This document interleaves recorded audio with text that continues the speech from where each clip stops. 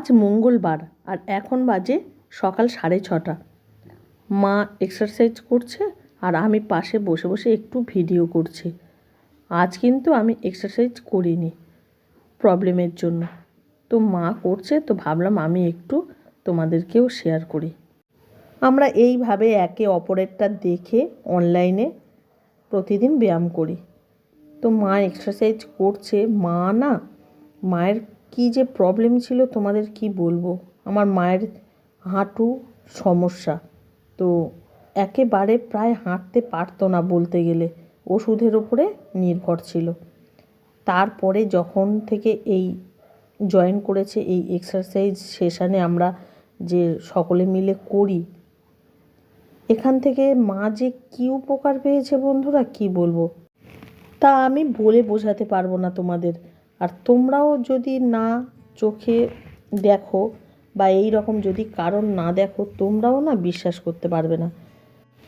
সত্যি এক্সারসাইজ যে মানুষকে এতটা পাল্টে দিতে পারে আমাদের চোখে আমরা দেখেছি, তো বুঝতে পারছি। আর তাছাড়া তোমাদের যারা করবে তাদের ইচ্ছা শক্তিও কিন্তু ভীষণ প্রয়োজন।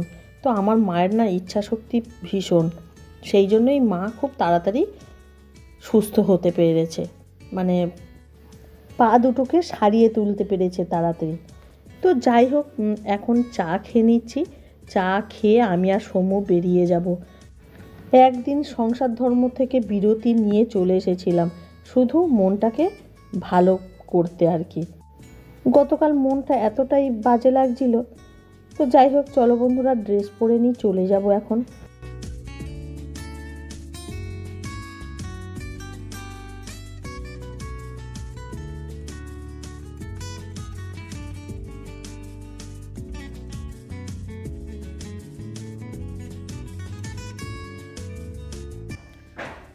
গুড মর্নিং বন্ধুরা, কেমন আছো তোমরা? নিশ্চয়ই তোমরা সকলে খুব ভালো আছো, সুস্থ আছো। আমরাও ভালো আছি।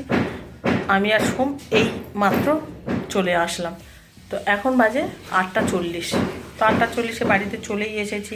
ও স্কুলে যাবে, একটু রান্নাবান্না করব, দেখি একটু ভাত করে দেব। আর হ্যাঁ, ওই বাড়ি থেকে নিয়ে এসেছি পরোটা আর ঘুগনি। তো ও তো বলছিল ওটা টিফিনে নিয়ে যাবে। তা আমি বলেছিলাম যে তুই খেয়ে যদি যাস যা, পরোটা ঘুগনিটা আর টিফিনে আর নিয়ে যাস না, ওখানে ঠান্ডা হয়ে যাবে আর শক্ত হয়ে যাবে, জানো তো। ময়দার জিনিসটা না বেশিক্ষণ থাকলে ঠান্ডা আর শক্ত তো হবেই, তাই না? তো যাই হোক, ও দেখি ওকে করে দিই একটু ভাত দিয়ে দিই, ঘি দিয়ে খেয়ে নেবে এখন। ও আবার ঘিটা না খুব একটা পছন্দ করে না। ডালও রয়েছে, দেখি কি খাই। তো চলো বন্ধুরা, তাহলে লেগে যাই আবার সংসারের কাজে। তো কালকের একটা দিন ওই বাড়ি থেকে কাটিয়ে আসলাম, সত্যি খুব ভালো লাগে, জানো তো। মাঝে মধ্যে না এইভাবে একটু ঘুরে আসলেও না মনটাও ভালো থাকে। সব সময় একঘেয়েমি একই ঘরে বাড়িতে থাকতে আর একদমই ইচ্ছা করে না। তো সেই জন্য আমাদের মাঝে মধ্যে এইভাবে বেরিয়ে পড়াই উচিত। তো কাল এমনিতে খুব একটা তেমন কাজ ছিল, তবুও চলে গেছি। সমুর বাপি থাকেনি, চলে এসেছে। শুভকে তো দিয়ে আর আমাদের ওই গাড়িটা করেই আমার শ্বশুরমশাইকে নিয়ে গিয়েছিল, একটা এক্সরে না কোনো কিছুর একটা রিপোর্ট করতে দিয়েছিল ডাক্তারবাবু, তো রক্তের। তো সেই জন্যই ওইটা করাতে কলকাতায় নিয়ে গিয়েছিল। তো ওই গাড়িটাতেই নিয়ে গিয়েছিল। আবার আসার সময় সমুর বাপি বাবাদেরকে তুলে, ভাসুর আর বাবা গিয়েছিলেন, তো ওদেরকে তুলে নিয়ে আবার চলে এসেছে। হ্যাঁ, বাড়িতে প্রায় এসেছে, বহরুতেই চলে গেছে আমার বাপের বাড়িতে। খাবে কি, এখানে তো কিছু রান্নাবান্না করে যায়নি। আর ওয়েদারটাও তো ভালো নয়, কালও ওদের ওয়েদারটা ওরকম ছিল। তো ওর বাপি ওখানে 2টোর সময় পৌঁছে ছিল, তারপরে খাওয়া দাওয়া করে একটু ঘুমিয়ে বিকেলে এখানে চলে এসেছে। বাড়িতে এসে দেখছি মিস্ত্রি দাদারা কাজ করছে। তো আমাদের মিস্ত্রি হওয়ার কথা ছিল বন্ধুরা, একটু কাজ করার আছে, তো সেই জন্য মিস্ত্রিদের বলা হয়েছিল। বাড়ির সামনের দিকে একটা গেট হবে, তো সেই জন্যই একটু কাজ করার আছে। 1 2 3 কন্টিনিউ করে যা, 4 5 6 7 8 9 10 11 12 13 14 15 16 17 18 19 20। বাড়িতে এসে কোমর বেঁধে লেগে পড়েছি। প্রথমেই ভাবলাম সমুকে একটু স্কিপিং করিয়ে নিই।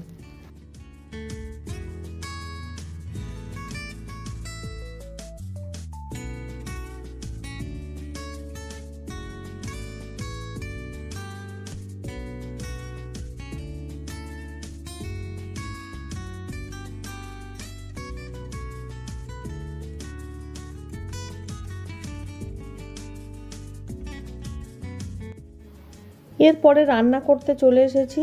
তো দুপুরে রান্না হচ্ছে বন্ধুরা। তো ও বাড়ি থেকে না বাবা পাঠিয়েছে আমাদের, মানে সঙ্গে পাঠিয়ে দিয়েছে পরোটা আর ঘুগনি আলুর দম, মানে ওই যে চাপড়া পরোটা খেতে খুব ভালোবাসি তো আমরা। তো সেই জন্য যখন আমরা চলে আসছি বাবা বলল গরম গরম কিনে দিই, নিয়ে যা। তো ভাবলাম তাহলে নিয়ে যাই, টিফিনে খাবো এখানে। তো আমরা নিয়ে এসেছিলাম, ওগুলোই টিফিন করেছি বন্ধুরা।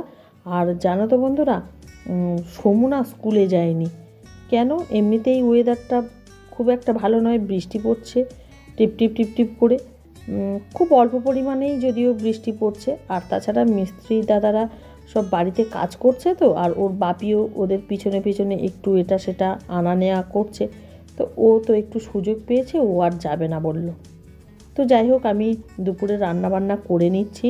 তো আলু চচ্চড়ি করেছি, ডাল করেছি, আর এই চাটনি করব বন্ধুরা।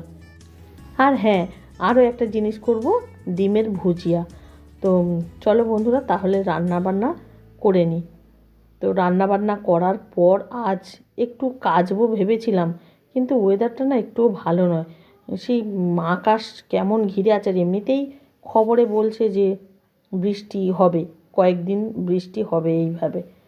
তো যাই হোক, আমি রান্না বান্না করে নিয়ে চান করে নেব। তো ঠাকুর ঘরে আমি যাব না বন্ধুরা, সমুর বাপেই পুজোটা দিয়ে নেবে। তো চলো রান্না করে ফেলি। এখন কিন্তু অনেকক্ষণ পর, কখন বলো তো, এখন কিন্তু এটা রাতের রান্না হচ্ছে বন্ধুরা। এখন বাজে রাত প্রায় 8:30। হ্যাঁ, 8:30। তো আমি বসিয়ে দিচ্ছি রান্না। রাতের খাবার দাবার তো করতে হবে। তো একদিন তো সংসার থেকে একেবারে বিরতি নিয়ে এসেছি, তো এখন তো সকাল থেকে রাত পর্যন্ত আমাদের এখন কাজ আর কাজ, তাই না? তো যাই হোক, এই 2টো ডিম সিদ্ধ করলাম, সমু খাবে আর ওর বাপি, আর আমি একটাই মানে ভেঙে খেয়ে নেব, কারণ রাতে সমুর বাপি একটুও ডিম ভালোবাসে না। তো শেষমেশ হয়তো আমাকেই খেতে হবে। তো যাই হোক, 2টোই করলাম, 3টে আর করলাম না। আর এখন আমি মেজে নিচ্ছি কিছু বাসনপত্র। তো চায়ের বাসন রয়েছে, আরও টিফিন খেয়েছি সেসব বাসন। তো বন্ধুরা, এই আজকে একটু বেশিই বাসন কেন বলো তো, পরের দিন মানে কালকে তো মিনাদি আসবে না। তো মিনাদি একদিনের জন্য ছুটি নিয়েছে।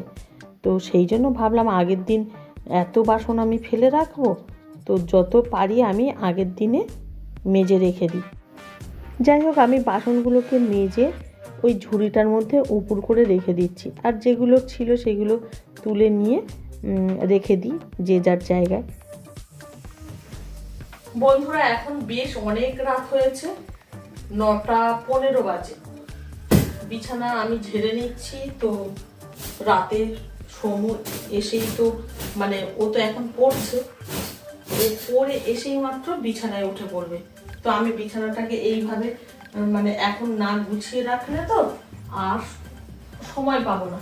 ও এর মধ্যে শুয়ে পড়বে, আর উঠতে চাইবে না, ভালোভাবে ঝাড়া হবে না। তো আমি রান্না বান্না করে চলে এসেছি। তো রাতে কি কি করেছি তোমাদেরকে সবটাই শেয়ার করব। তো তার আগে আমি বিছানাটা ঝেড়ে নিই বন্ধুরা। সমু তো পড়ছে ওর স্যারের কাছে, আর ওর বাপি চলে গেছে উপরে। মানে এতটাই ঘুম পেয়েছে বন্ধুরা যে ওর বাপি আর থাকতে পারেনি, চলে গেছে। আজ মিস্ত্রিদের কাজ হয়েছে বাড়িতে, তো দুপুর বেলাতে মিস্ত্রিরা ছিলেন, তো ওদের সঙ্গে থেকেছে। তো সেই জন্য আর ঘুমোতে পারেনি। আসলে ওর বাপির না একটু ঘুমের অভ্যাস আছে, না ঘুমোলে একদম থাকতে পারবে না। তো যাই হোক, আমি বিছানাটাকে ঝেড়ে নিই।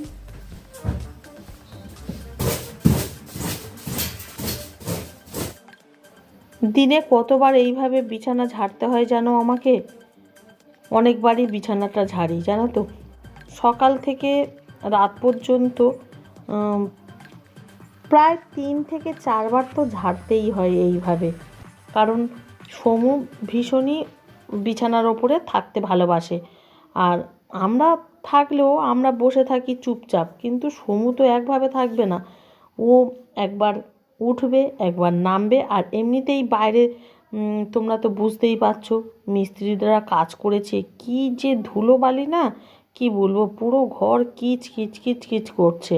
আর সেই পায়ে সারাক্ষণ উঠছে নামছে।